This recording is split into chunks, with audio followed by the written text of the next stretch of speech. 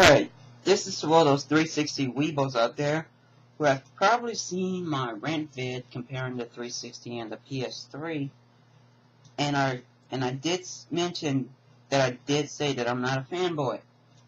This is particular to 3fixme and to Mental Sergeant.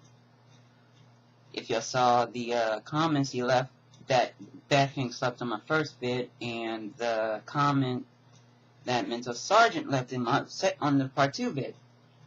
Here's a question to you. How in the fuck am I a fanboy when I got these? Huh? How in the fuck are you gonna call me a freaking fanboy when I got these Super NES titles all right here? I had more of these when I was a kid. I had more of these back then. Yeah, there's a freaking NES game here. One of the best ones back in the day. Back in 1985 when this thing came out. Even says it right there, 1985. So, don't quote me on this shit. One of the best games ever. Yeah, I had more titles than these back in the day. Like over 20. This is like nearly half of what I had back then. I lost some of the games. My cousins borrowed them. I never saw them again. But yeah, Super NES titles right here. Nintendo, not Sony. Nintendo. Alright? And yeah. Alright. Like I said, best one. So, of course, the only way to play it is with this. Look. 8-bit NES. Thing still works. I can hook it up to that TV over there.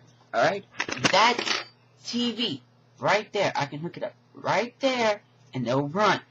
This machine right here will run. Alright? Now, oh crap. Sorry about that.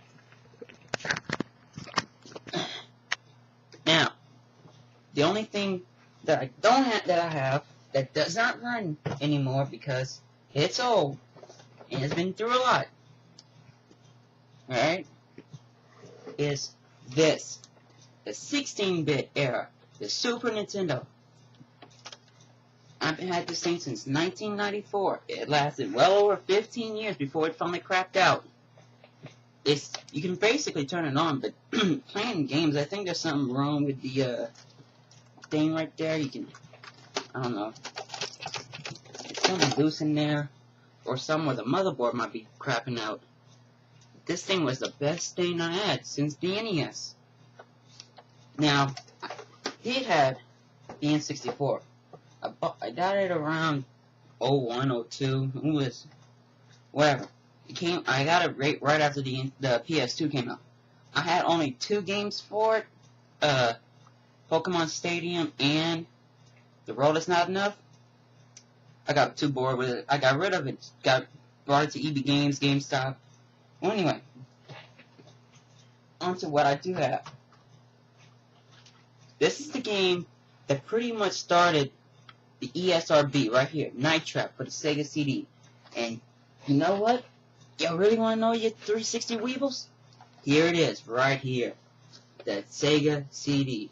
This thing was pretty much an add-on to the Sega Genesis, the 16-bit one, whichever one you had. You could have like the big version 1 with the 16-bit logo right on top of the system, or the version 2. Now, the version 3 in Sega Genesis, I don't think you were able to hook this thing up to it. But look at this thing.